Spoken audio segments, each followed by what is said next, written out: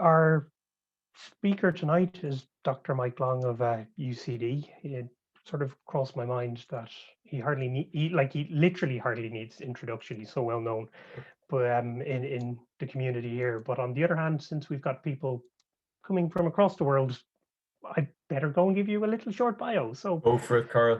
So Mike Long graduated from University College of Cork, and I think pretty much immediately moved to the company formerly known as O'Varp and Partners in London.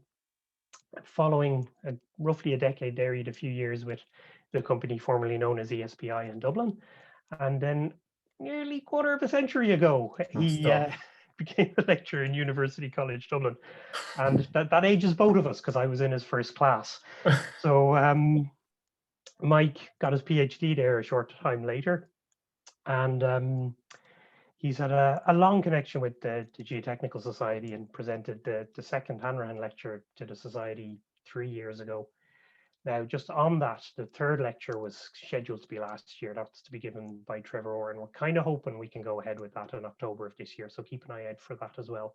We might leave it till April of next year, depending on how things go. We'd really like it to be in person. So yeah, there are two events at the Hanrahan lecture and the AGM coming up. So now it's over to Mike Long. And thanks, Carl. Thanks very much, and thank you all for joining, guys. I really appreciate it. Many of you have done a full day's work, and so I appreciate that you've joined this evening. I'm going to talk about the Gjerdrum quick clay slide, which occurred in Norway on the 30th of December last year, and also some Irish peat slides, which occurred last year. I'm going to try to draw some parallels between all of those events. I realize we have a very diverse audience here this evening, and so I've tried to make this talk reasonably general. I have included some geotech as well. I realize it's the Geotechnical Society, so there is some geotech in it. As a result, we'll be keeping this quite general. I'm not going to answer all the questions, but I hope to, maybe just inspire some interest in the topic, and maybe just get people talking about these things, which I think they're important topics. Okay, so I'm just going to start by introducing iCRAG. I represent the School of Civil Engineering in UCD, and I'm also part of iCRAG. And iCRAG is the SFI Research Centre in Applied Geoscience, and it's hosted in UCD, and it's been going for some years now. But I think most importantly, iCRAG has representatives from all the universities across Ireland and several other institutions. So it's one of the first organizations to bring together all of the researchers in geoscience, and there are 150 researchers in iCRAG. I think really it's been a sort of a game changer with respect to Irish geoscience research. A little bit later, from the centre start, we added an additional spoke to iCRAG, and a spoke is on geotechnics and geohazards. It's still ongoing. It's got a year or so to run. There are 11 researchers in the spoke looking at geotechnical problems, and there's students in UCD, UCC, NUIG, TCD, and GSIS, looking at topics like karst, peat stability, tunneling, fiber optic methods, various things. And again, this is the first time in my career where I've seen all the people from all the geotechnical sections around the country come together, and it's really encouraging. And very recently, iCRAG was awarded funding of about 25 million euro by SFI to continue on to iCRAG 2. Now, but unfortunately, in order to draw down that 25 million, we need to bring in funds from industry and from non-exchequer sources. So any of you interested in research in these areas, we'd be delighted to talk to you. And there's a real strong industrial involvement in iCRAG, and we have support from GSI and others. So, I think it's a really nice forum for these topics. Okay, to talk about what I'm going to talk about this evening, I'm going to talk about the slide in Gjerdrum. I'm going to talk about quick clay in general. I'm going to talk about some of the peat slides that occurred in Ireland last year. I'm going to talk about some peat properties. Then I'm going to try and show how some of these things are all linked together. I'm going to talk about some modern profiling tools, which can be used in both cases. I'm going to show how geophysics can be a very powerful tool in investigating these things. I'm going to try and talk a little bit about the nature of the failures, and unfortunately, I don't have all the answers there. And then I'm just going to make some concluding thoughts and maybe suggest some further actions. Okay, I'm going to start with Gjerdrum, and Gjerdrum is located in Norway, as you can see in the diagram here. This is Norway. This is Oslo here, and place I'm closest to my heart is Trondheim here. I spend some time in Trondheim every year at the university there. The blue colors are the areas of Norway which are underlain by marine clays. I'm going to go into that in a little bit more detail in a few minutes, but these are the materials which can become quick, as I'm going to explain. And if you know anything about Norway, you will realize that all of these blue areas are actually the areas where people live. And so these are not areas we can avoid very easily. The engineers just have to deal with the materials of these areas. Now, this area of Norway here, I'm not sure if any of you have flown into Oslo, but Oslo Airport is very close to here. And it's beautiful countryside. It's nice, rolling, pastoral countryside. It's not dramatic like the Norwegian West Coast, but it's pleasant, undulating countryside with lakes and forests. So again, the date, guys, you have to get into your head what this is, the 30th of December. So this is between Christmas and the New Year. And it's a dark time of the year in Norway. It's a quiet time of the year in Norway. So that's the sort of context where this event happened. Okay, this is the area where the sliding action happens. There is a residential area here, which was built up over the last, I suppose, 20 years or so. A building that I'm going to talk about here. This is Gjerdrum Norway, which is the old folks' home, and a building I'm going to refer to here. This is a relatively flat area, and there's some gentle sloping areas adjacent to it. So again, here come from open street view here, you can see the residential area here, and in the orange outline here, you can see the area which was the main slide pit which occurred. And you can see immediately that unfortunately the slide action took many properties here. I think you can see these houses here, and you can see that many of the houses were taken in that slide. Okay, so the Norwegians are well aware of these problems, and they have developed a series of hazard maps. And this is the quick clay hazard map from the area. Again, you can see the residential area here. These maps are produced by the Norwegian Energy and Water Directorate, NVE, and they're available on the web. And you can see that the area of the residences here is in green, so it's low risk, but it's immediately adjacent to a red area, a high risk area, and an orange area, a medium risk area. So the engineers involved in these developments over the years would have been well aware of that, and they would have treated this area as being high risk because of the fact that it was adjacent to these areas of identified high risk.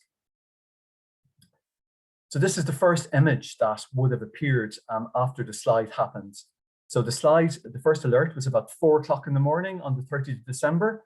And remember, it's very dark in Norway this time of the year. So this image is taken from a rescue helicopter, something like 10 o'clock in the morning, I'm guessing. And all of the images I'm going to show from here on are taken from the web. They're taken from NRK, which is the Norwegian equivalent to RTE, from 2 newspapers, VG and Aftenposten, and also from a very good landslide blog by a British professor called Dave Petley.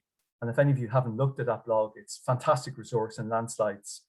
But you can see here immediately that unfortunately the slide took several properties immediately on it happened. So the people unfortunately in these houses would have had very little advance warning of what was happening, and of course most of them were probably in bed asleep at the time.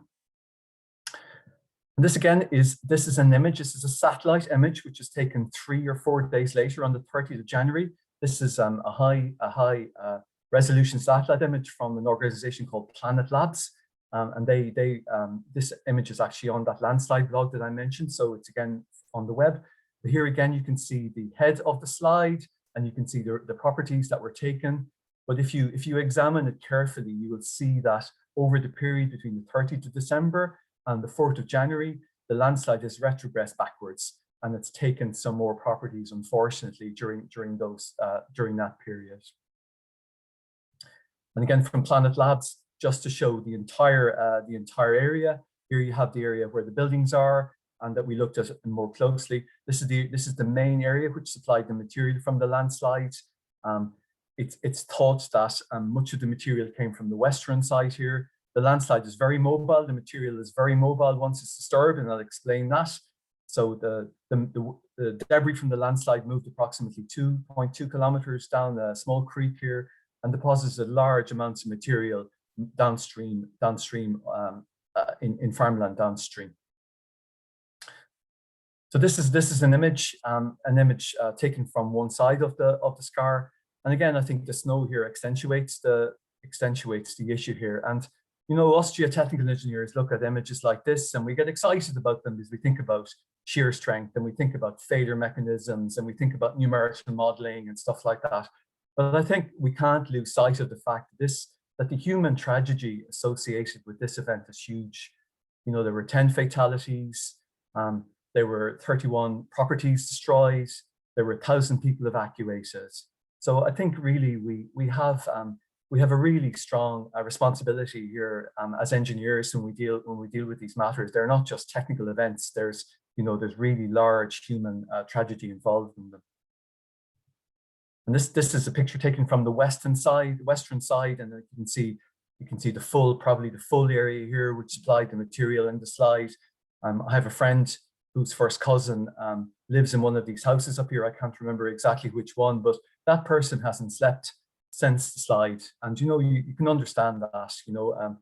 The effect of this type of action on the neighborhood would be enormous. And I show this picture here because first of all, this guy driving the car here was obviously very lucky to stop prior to the slide scar here. But if you look at the material on the back scar of the slide here, you know, it's actually pretty competent material. You know, I mean, you can even see there it's standing at quite a steep slope, and these houses were built on the material and sat there for many years. And I think this is the difficulty with this material. It's actually very competent until it's disturbed and until and then it becomes quick and moves. And I'll explain that in a minute. And you can see, you know, that there are many other properties. You know, they may not have been taken in the slide, but their future is, you know, you can imagine that in order for these properties to be habitable long term, there's going to be some significant work to be done. This is a picture taken a little bit, I suppose, downstream of the area. As you can see, some of the houses up here. I just show it just to give you a feel for what the countryside is like here. Obviously, this is a nice memorial made by people after the slide. It's gently rolling countryside.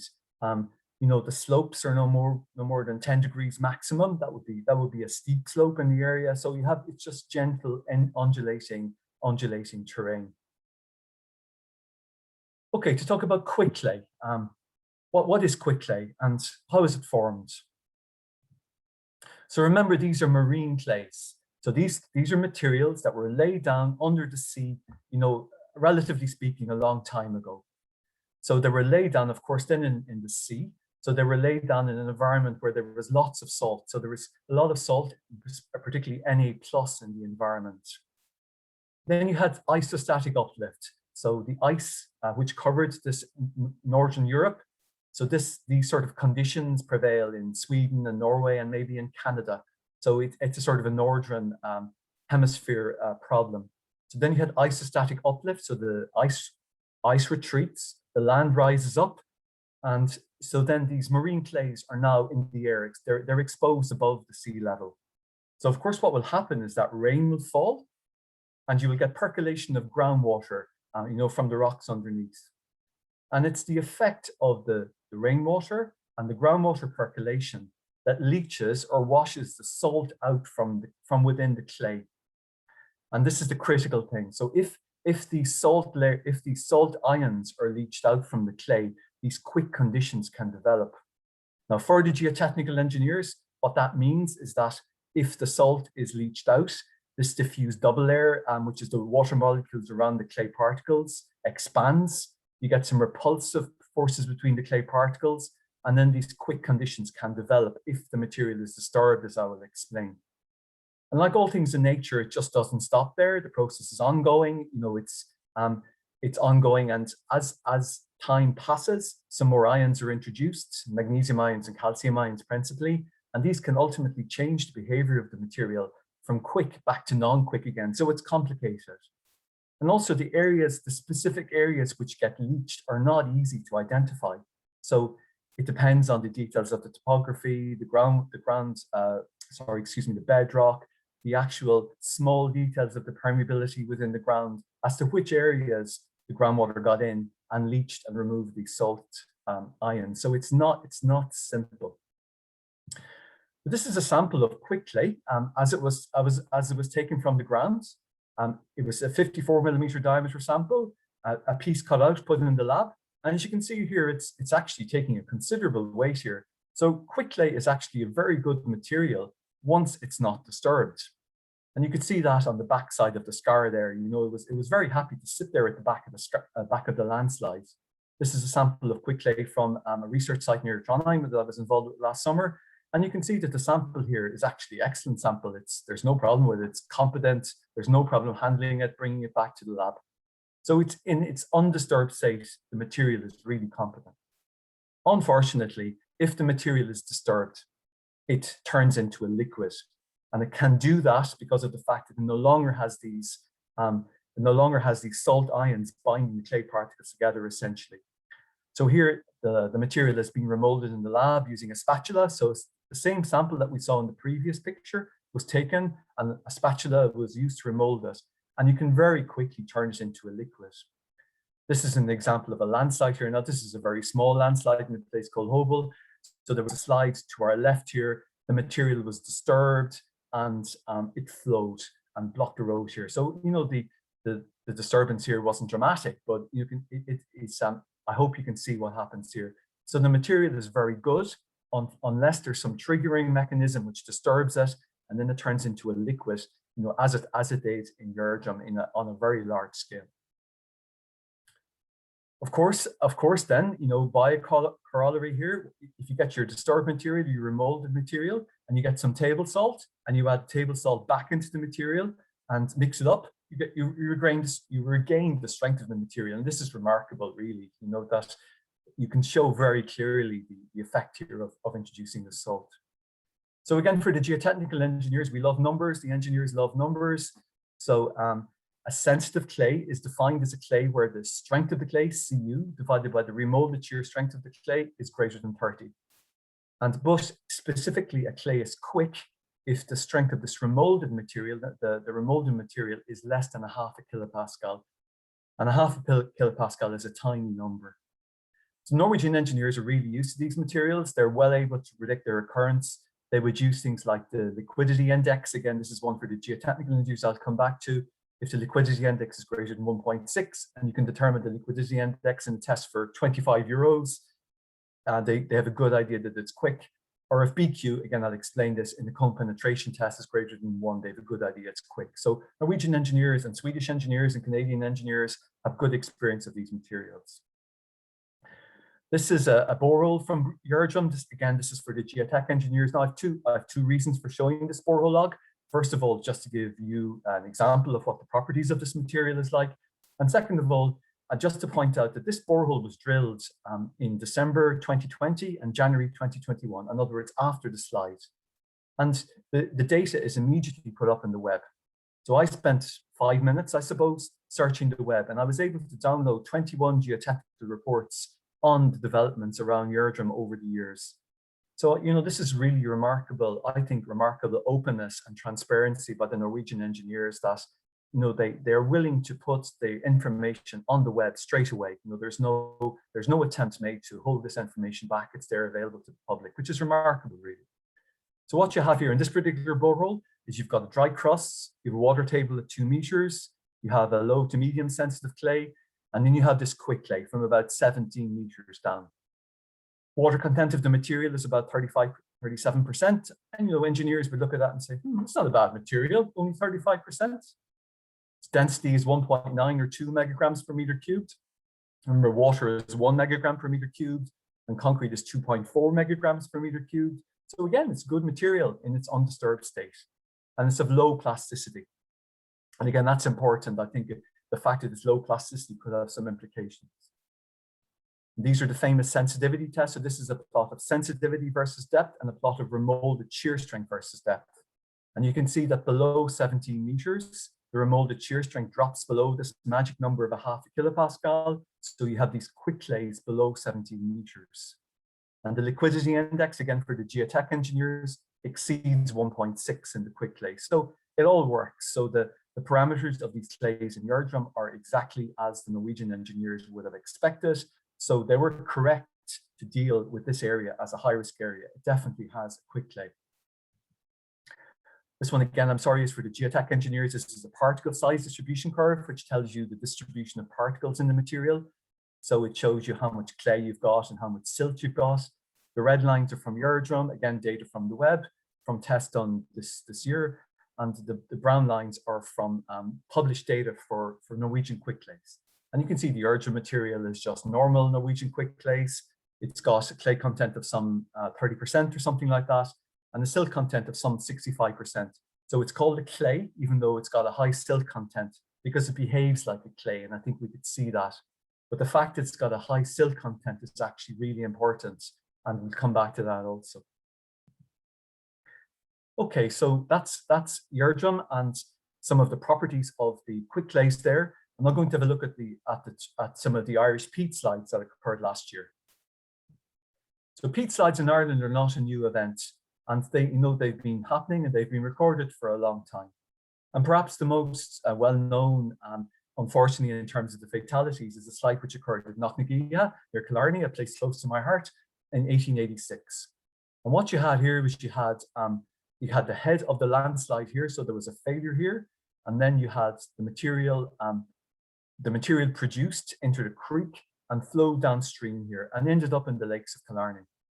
And you can see that looking at this picture, if you told me that this picture actually was of a quick clay slide, I would have believed you. You know, there's strong similarities between this peat flow slide and the quick clay slide.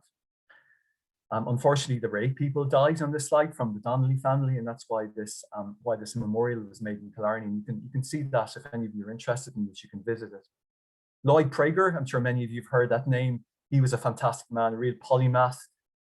Long before soil mechanics was invented or material science was invented, Lloyd Prager went to the site and to investigate the failure, and he was spot on. You know, he was, I don't know, 75 years ahead of his time. But what happened there was that it was dry weather. There was the people were cutting turf. They cut too steep a turf bank, and they exposed an area of decomposed peat at the base of the turf bank. They created a small failure by exposing that decomposed peat, and that small failure created several larger failures, and then it retrogressed uphill in the same way as that slide did at Gjerdrum. So as I say, these peat slides are not unknown in Ireland, and the GSI database, which is a GSI landslide database, contains details of many of these slides. I'm not sure if many of you have accessed this, but this is a really useful facility provided by the Geological Survey. It's maintained by Sharice McKeown, who's done a great job over the years in keeping this up to date. And I just as an example, I took all of the data up to 2018. And up to 2018, there are 2,800 events on the landslide database. And of those, more than half are peat slides. About 55% of them are peat slides. So this is not a new topic in Ireland. You know, this is something that's been going on. And I was just interested in, you know, are the events increasing with time? Are we getting more of them? And so what I plotted here was the number of events per decade in the GSI database. So that's starting at 1900. And it seems fairly flat here until you get to the 1990s maybe. But I think what's going on here, more than the fact that there are less peat slides, is that there's less reporting of the peat slides. I think what's probably more important is what I've plotted on the right-hand side here, which is the number of events per year starting at 1991. Now it's up and down, you know, there's no great trend there of an increasing number with years. There's a couple of high years. 2009 was a very wet summer, if some of you might remember. 2003 was another very wet year, so you got more slides in those years. But also interestingly, there's some really quiet years. 2011, no slide. 2013, no slide. 2015, no slide. Similarly with 2019. So it's hard to understand why it goes quiet sometimes. In 2020, to my knowledge, there were 5 significant events, and I'm going to talk about 3 of them now. So perhaps the most best known is the one which occurred at a place called the Dawn of Hope Ridge near Drumcarn in County Leitrim on the 28th of June. And the reason this one became well known was this local man, John Flynn, was immediately on the site with his drone, and he took some superb images of the area around the slide, which are on YouTube. So we're above the slide, and we're looking south towards Loch Allen. You can see here in the distance. So you can see the area where the failure has occurred here, and you can see the failed mass of peat ended up in a stream, and it was carried downstream, and some of the failed mass ended up in Loch Allen. So it's not too dissimilar in its configuration there to the quick clay slide. Now nobody died in this slide, but again I feel that the human consequences of this slide were very large. First of all, farmers lost some land, and this is really nice peat land. It's really good quality peat land. They lost some land. They obviously are scared that these type of slides will happen further on the land. The material that slid down the hill was deposited on land further downstream. There were some, as I understand, there was some damage maybe to fish stocks in Loch Allen. And of course, there's a huge environmental damage here in terms of carbon loss. So although there's no lives lost in these slides, there's still a real significance. Now our hypothesis here, there's some investigation still ongoing in this slide, but our hypothesis is that there was extreme rainfall, which there was, if you remember, in the middle of June last year with some really nice weather, and at the beginning of the lockdown, then we had some wet weather. We think that this extreme rainfall, aided by natural pipes in the peat, resulted in high pore water pressures building up at a point down here. You had a small initial failure here, which we think we can picture by looking at the deformed pattern of the trees here. And after that small failure happened, it retrogressed uphill, in a very similar manner to those peat slides. Sorry, to the quick clay slides. This is looking the other way. This is looking north. And again, I think you can appreciate this is a really nice quality hillside here, which has been damaged. And what happened clearly was that there was a lot of peat removed from the middle of the slide here that went downstream, and then that was subsequently followed by some smaller sliding events at the edges of the landslide scar here, and you can see this by these extensional features on the side of the landslide. A remarkable feature of the landslide is this line of trees here, which seems to have flown out of the forest here and flow downhill, and all of the trees are sitting on little rafts. Remarkable feature. My understanding is that these are Sitka spruce trees. I'm no expert, but I'm told they're Sitka spruce trees. These are very shallow root systems. They form what's called root grafts. So you have a little raft, and the tree can sit on this raft of peat and flow downhill. Amazing phenomenon. So there is a group of us working on research on this site. We've been really well supported by Leitrim County Council, who are responsible for this area, and also the NPWS. And it's really encouraging to me that, it's the first time in my career where a group of multidisciplinary people and multi-institutional people have come together to look at an event like this. So we have people from iCRAG, from the National Centre of Geocomputation in Maynooth, from the School of Computer Science in Maynooth, from 3 schools in Trinity, Geography, Botany and Civil Engineering, 2 schools in UCD, Civil Engineering and Earth Sciences, consulting company RPS and the NPWS. And we haven't finished our work, but I think it's really encouraging that these people have come together. And this is a beautiful image produced by the people in Maynooth using satellite data and aerial photography. It's a magnificent way to understand and to examine these slides. So again, this is further work, mostly by my colleagues in the research group here. Again, this is from Karen. The white line here shows the outline of the slide as it happens, and it's draped on an aerial photograph from a company called Blue Skies from April 2020. So it's not long before the slide. And the blue lines here represent the inferred pre-slide drainage pattern on the hillside here. And you can see that the shape of the slide has been strongly controlled by the pre-slide drainage pattern. And I think water is the key to many of these things. And the blue line to the right here, to the furthest right, mimics or follows that line of trees that I showed where the trees moved out of the forest. So they have flowed down along a pre-existing drainage line here. I'm going to talk about this Borel here a little bit later on, but water, I think the big message I get from this is water is key to these things. Okay, the second of these slides that hit the media last year was a slide that occurred in a place called Mean Bog in County Donegal. Again, this is imagery from YouTube, and it's imagery from Dave Petley's landslide blog. And again, what you saw here, which you saw rafts, trees sitting on small rafts, moving downhill here. It's very, very modest slope, only a few degrees.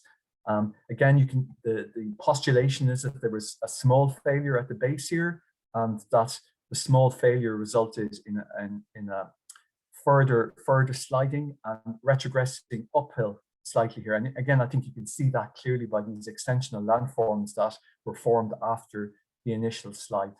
Now, as Dave Petley points out in his blog, there was a drainage feature at the bottom here, and whether that was had affected the slide, we're not sure. And the slide did occur in an area where there was some construction underway, but again, the connection between the slide and that construction hasn't been really investigated yet. Perhaps what really hit the media with this slide was that once again there was a long run out, the material became mobile, entered into a stream, and flowed downhill, actually I think several kilometers, and ended up in a nice fish-bearing river here, and resulted in a fish kill, which obviously was a really significant upsetting for the local people. Okay, the third of these slides occurred in Mount Eagle in County Kerry, and unfortunately, due to COVID and due to restrictions, none of us in my research group anyway have managed to go and look at this slide. So again, this is another one of these high-resolution satellite images from Planet Labs, and again, I've taken from Dave Petley's landslide blog. Needs a little bit of explanation, I think. You've got high ground to the south here, and you can see that there are two failures here, an eastern one and a western one. The western one was pre-existing. The eastern one is the one which occurred occurred last November. The head scars of the two slides is very close together, and there is one of the slides, the most recent one, has extended out into the open mountain here, and you can, by looking at the movement of the peat blocks here, you can see that it probably happened late on in the day. Probably should have said, I'm sorry, this is the high ground, and then it slopes downwards to the north here. There's some wind turbines adjacent to the site here, but there's no evidence that these wind farms had anything at all to do with the slide. And there's also an old gully here, and it's very likely that this old gully was a previous slide. So this is an image posted on Twitter by a group called Save Kerry, and again, there's a video there which shows these trees on their little rafts moving down, and you can see here that the movement here is much more chaotic than the deformation pattern that we saw at Drumcarran or Mean Bog. It appears that the failure here occurred more towards the middle of the plantation as opposed to the bottom. But you know, it's not clear, and none of us have had really an opportunity to investigate this yet. But what there was, like all of the others, it turned there was some channelized flow with a long run out, and the debris found its way downstream. So you know, I think these events are certainly really well worth investigating when we all have an opportunity to go to these sites. So again, I'm sorry for the geotech engineers. This is some peat properties. So we took some samples at the Drumcarran site using a Russian sampler, and a Russian sampler produces a ½ meter long hemispherical sample of the peat. Then you can log the peat very carefully. You can take small samples for water content measurement or whatever you like. So what we found at our borehole 3 location in Drumcarran, we found peat, and okay, the peat has some varying properties, but the peat was about 4 meters thick, and the peat is underlain by a layer of soft clay. And we're not 100% sure what's the geological origin of this soft clay, but it's something that we need to investigate. And the fact it is of low permeability could be a factor. What you get when you take water content measurements, you get the water content versus depth. And you can see the water content is something like 1000%, 1200%. So remember, Gjerdrum was 35%. So this is really weak, poor material compared to that in the quick clay. It's 100% organic. You can see here the plot of organic content versus depth. And over on the right-hand side, I've plotted the von Post H. Some of you might be familiar with that. Von Post H of 1 means undecomposed peat, and von Post H of 10 means fully decomposed peat. So you can see here that the degree of decomposition increases with depth. And remember the Killarney case, where it was highly decomposed peat at the base, which they think caused the failure there. And it's a continued sense of frustration to me that when people report von Post measurements, they only report part of the story. The von Post scale requires you to estimate the H, the degree of decomposition. It also requires you to estimate the fine fiber content, the coarse fiber content, the wood content, and the tensile strength of the piece. So we've plotted those here, and you can see the degree of decomposition decreases with depth, so it becomes more decomposed with depth. The fine fiber content and the coarse fiber content is much the same. The wood content increases, but perhaps most importantly, the tensile strength of the peat decreases with depth. So the fact that you've got more decomposed peat and lower strength peat with depth, again, I think this is probably a factor we have to consider in the failure here. So I'm going to look at modern profiling tools, both in use of quick clay slides and also in use of peat slides. So hopefully all of you, or many of you, certainly the geotech engineers, should be familiar with the CPTU, the cone penetration test. What it is, it's a conical end to a device, and that device is attached to a series of steel rods. And these steel rods are pushed down into the ground at a standard rate, 2 centimeters per second as it happens. And there's a series of measurements made continuously as you push this device into the ground. And what we measure specifically is the tip resistance on the tip of the cone here. We measure the friction on the sleeve of the cone here.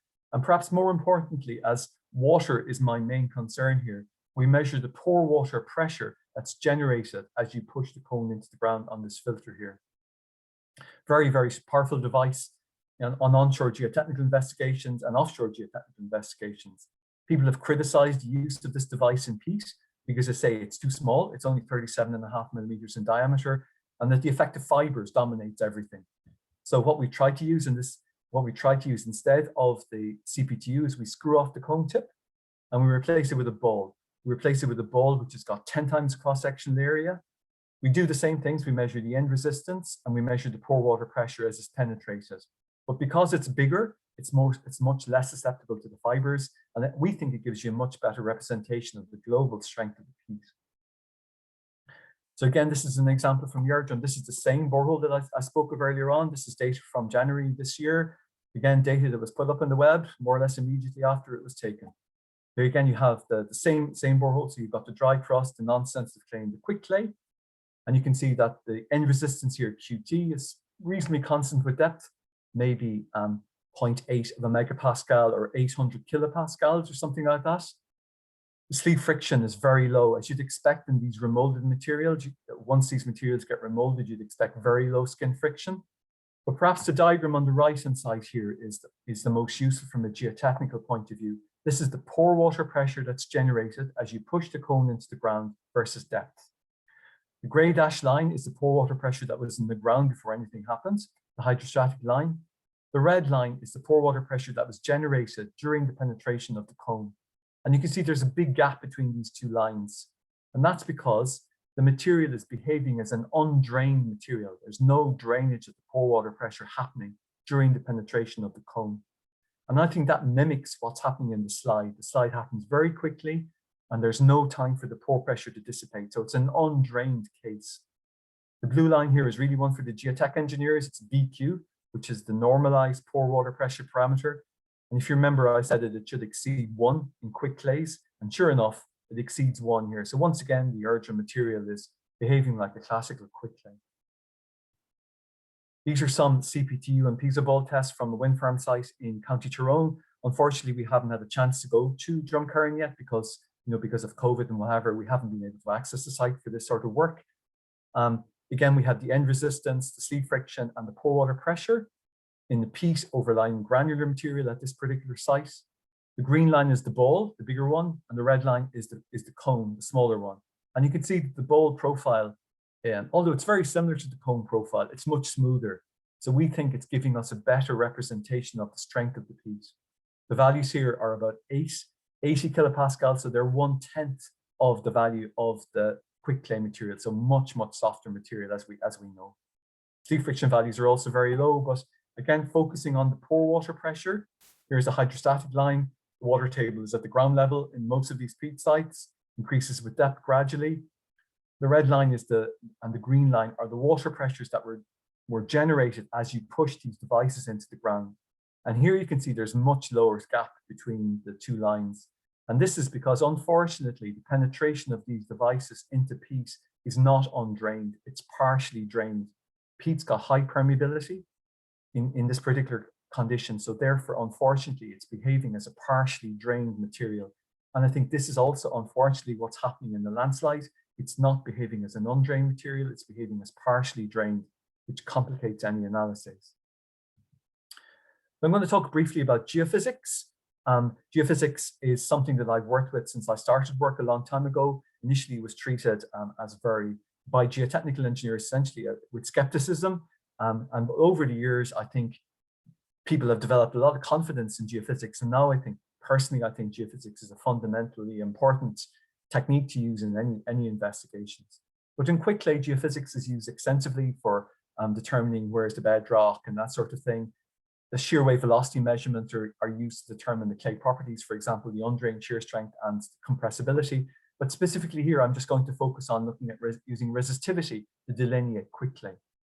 Peat, again, we're building up more experience of geophysics in peat. It's often used for stratigraphy and water table location. And we've been doing some work in iCRAG where we've been using the shear wave velocity measured in peat, very small values to give us estimates of the undrained shear strength of the peat. But what I'm going to look at ground proving radar and how ground proving radar can help us with investigating these slides. So resistivity, so there are two ways. Those of you familiar with this will know there are two ways you can do this. You can do a surface resistivity survey. This is an ERT survey, an electrical resistivity tomography, where you plant a series of electrodes in the ground, you send current through the electrodes, and you do some interpretation of the ground properties from that data. In Norway, they're more commonly used the RCPTU. So again, it's an add-on to the CPTU test, the cone test I mentioned earlier. So this is the same cone that you saw earlier, except another module has been screwed onto the back of it. You can see the 4 electrodes here. So 2 of them supply current and 2 of them measure voltage. So you get a constant readout of the resistivity with depth. How useful, what use is it in quick clay? Well, I'll explain that. But first of all here, this is just some data from another quick clay research site, a place called Kles, just south of Trondheim. The blue line is from ERT. The red line is from RCPTU. And from an engineering point of view, you get the same data. So what would you expect? Okay, so if you remember, it's all about the salt content in these quick clays. So if there's salt in the ions in the pore water, if there's salt ions in the pore water pressure, the resistivity is going to be very low because the electricity can travel through these salt ions. If the salt ions get leached out by these processes I've been talking about, the resistivity will go up. And this is the fact, this is what people use to delineate this. So you can see here in the non-quick clay, below 30 meters of clet, the resistivity has dropped to below 10 ohm meters. And we've investigated this in the lab by comparing the resistivity in the field to the salt content in the pore fluid. And you can see that if the salt content is high, as it will be in unleached marine clays, the resistivity drops very low. But once the salt content reduces, the resistivity jumps up. And we can use this fact in our investigations. So current practice in Norway is that if the resistivity is less than 10 ohm meters, the engineers relax because the material is then unleached. It's not going to turn quick. However, if the material has a resistivity greater than 10 and maybe less than 100, it can possibly be quick. So this then helps the engineers decide where they should target their boreholes. Now you can't just use this on its own, you still have to check it with boreholes, but it's a really nice screening tool. So looking at GPR is ground penetrating radar, and we have used this on Drumcairn. So again here, this is the Drumcairn slide. The yellow is the outline of the slide. The black lines are where we did the GPR survey. So how do we do it here? Well, we do it by man-hauling a GPR device across the surface of the bog. So this is my colleague in iCRAG, Andy Trafford, and this is Ian Sharkey of Apex, one of our industry partners here. And these two guys man-hauled the antennae across the bog here for a couple of days. Now, if any of you want to lose your COVID few kg, you can let me know and we can give you a job of man-hauling this device across the bog here. So what happens is that the device sends down an electromagnetic wave, and the electromagnetic wave is bounced back up, and then you can make an estimate of what's in the ground below it. So the plot here shows trace for a distance of for a typical 120 meters here that the guys walked along, and you can see the reflections from the antennae here. And what you get is you get a very clear reflector at the base of the piece. So it's very easy to pick out the base of the piece. And we've calibrated this by drilling a couple of boreholes as well, and they give you the correct answer. It also gives you a lot of internal structures in the peat, and these are something I think we also need to study. What do these internal structures mean? What you can do then is you can produce peat thickness maps. So this is a peat thickness map from Drumcarran. So it's a contoured map here. This is the slide area here. This is the area around the slide. Blue means very thin peat, maybe 1 meter. Red means very thick peat. So the peat thickness here varies between 1 meter and maybe 5.5 meters. But what you can see here very clearly is that there were some channels in the bog here. You can see there were some deep channels, running approximately northwest, southeast here. And it's clear, I would think that some of these channels have been removed in the slide. So there's no doubt that these channels must have contributed to bringing water into the failure zone here. And again, I think this data is very useful in trying to understand how the water got to the failure zone. And what we started to do now is we've started to drape this peat depth maps from the GPR onto LiDAR imagery. And this is a post-slide LiDAR image. And so by draping the LiDAR image and the peat thickness data together, you can then produce a 3D map of the area. And this is a really beautiful tool for trying to understand the nature of these slides. Water, of course, I keep saying water is the issue here. We've got some piezometers on the site. I'm showing 4 of them here at 2 locations, 1 shallow and 1 deep. We've got some loggers in the hole. And unfortunately, I only have data here from last December until the end of March. They show relatively stable conditions, but I think that's because we need a full cycle to really understand what's happening here. They show that all cases that the water pressure is below ground level, which means that the pressure is not sufficient to lift the piece at the moment. If you look at the 2 devices at the 1 location, they show complicated conditions. They show an upflow in one case and they show a downflow in the other case. So once again, the water conditions in these peat bogs are complicated and need study.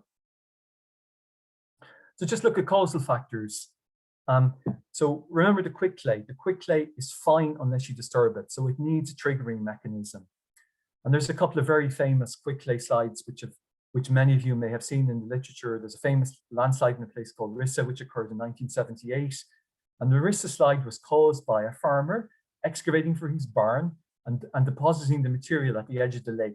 So he caused a small slide, and that slide then retrogressed upwards, almost a kilometer up into the farmland here, and ended up in a very large slide, destroyed several properties, and I think unfortunately 1 person died. So this was caused by filling. Another well-known slide is a place called Katmarka, which is near Namsos in northern Norway, and this was caused by blasting for a local road. So there was some rock being blasted for a local road not too far from the area, and this triggered the slide. What happened in Gjerdrum is not clear, because remember, it was Christmas time, there was no construction activities. So this is obviously the subject of the investigation at the moment, and obviously the role of water in this whole thing is being investigated.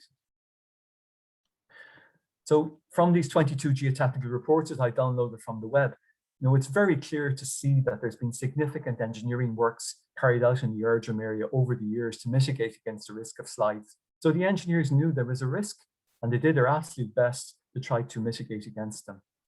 So they did some erosion protection of some streams. Now this picture is not from Gjerdrum. I haven't been there. This is from another landslide area near Trondheim.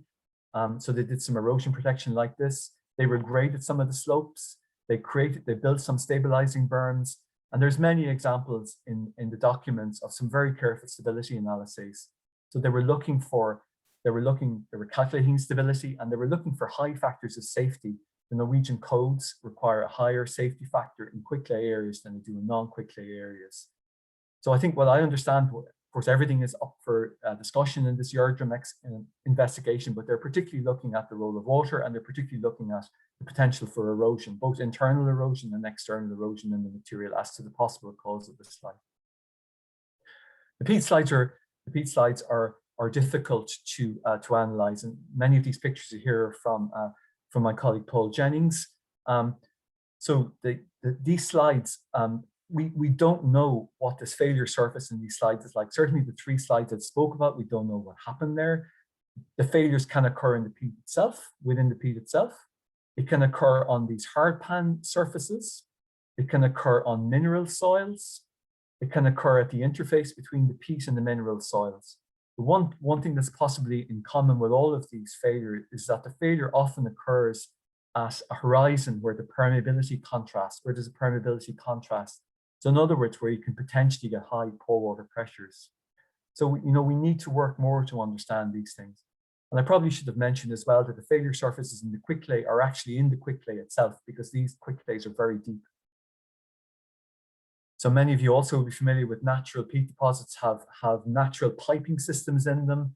And what is the role of these peat pipes in supplying water to the failure surface? Again, we need to investigate that, I think.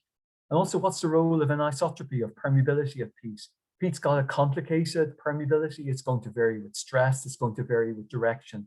So I think this is another topic that we need to get a grip on. Okay, so maybe my last technical slide here is, can we have quicklay in Ireland? Some of you may be asking that. And most of you will know that we don't have these marine clays in Ireland that were uplifted by isostatic uplift. But this is an example from the Athlone Relief Road from the M6 now. And these are some data taken in the 80s, just prior to the construction of this road. And here you have got what I should say is at Athlone, the road is built on a layer of peat over calcareous marl, over an organic clay, over an inorganic laminated clay. Water contents are 80% to 100%, so somewhere in between peat and the Gjerdrum material. You have some remolded shear strength values here with depth, and you can see there's a couple of them, 3 of them actually, fall below this magic number of 0.5. So you've got 3 places here where you potentially have quicklay. And you have also got these 3 very high sensitivity values. So what's causing this? What's causing this here? And there's a gentleman called Söderblom in Sweden. He looked at Swedish quicklay sites. And he showed that 62 of 1850 cases in Sweden were not associated with leaching of salt. They were associated with the introduction of what he called organic dispersing agents. So if there was organic material in the environment, as of course there is definitely in Athlone, that the leaching of these organic materials down into the underlying soils can produce these quick conditions in the same way as the removal of the salt. And he showed a lovely example of a landslide, which was caused, underneath a landfill. The soil was perfect before the landfill was constructed. When the landfill was constructed, organic materials leached down, created quick conditions, and created a landslide. So we shouldn't relax too much. We can potentially have conditions like this in Ireland. So just to finish off, and I think I need to finish off with an Irish focus. This is an Irish talk. So we can't have no risk. We have to accept that. But we definitely need to reduce the risk, and we need to work at reducing the risk of these slides. The human cost is too high. The environmental cost is too high. And there's no question, I think all of you would agree with me that I am an academic, and but I think all of you would agree that we need to work more on researching these materials. And climate change has led to less frequent rainfalls, but more high intensity rainfall. So there seems to be a correlation between these high intensity rainfalls and landslides. Also, nature is moving the goalposts all the time. I mean, we all have learned, possibly to our cost, over the last 12 months, that nature is well able to move the goalposts. So we need to keep up with it. We need to understand. We need to learn from what's happened before, and then hopefully we can move forward with that. And I think we can definitely learn from international experience, like maybe how people deal with these quicklay slides. And also bog slides are part of our heritage, and I think we need to respect them. We need to respect them and understand them for that. So how do we go forward? Well, I certainly believe the cross-disciplinary work is essential in this. This work cannot be done by geotechnical engineers alone. And I think we're in a nice position to do that, particularly through organizations such as iCRAG, which brings together different geoscientists. We need some support, I think. We need financial support. For example, these GPR studies are not cheap. They need to be paid for. And also, I think we need society support. We need people to buy into the fact that we need to actually understand these events better. We need to understand the geotechnical properties of the peat a bit better. We're not too bad on that, but we need to do a bit more work on the strength and particularly on the permeability of the peat. But perhaps most importantly of all, we need to get a better handle on the role of water and how does the water interact with the failure surfaces in these landslides. So I think we need to have a closer examination of these landslides. And we definitely need to make use of these modern profiling tools like the ones I've been talking about, like geophysics. And I think in geotechnics, we've not been so good so far at using taking advantage of modern remote sensing tools. And I've learned, listening to my colleagues over the last 6 months, these are fantastic tools and we need to explore them and use them better. On the positive side, I believe we have many highly qualified people in Ireland, and I know there are several of you on this call who will be well able to deal with this work. So I genuinely feel that the outlook is positive and that, you know, we have a good, hopefully a good future in trying to deal with these events. So thank you very much for listening, guys. I'm sorry I went more than my 45 minutes.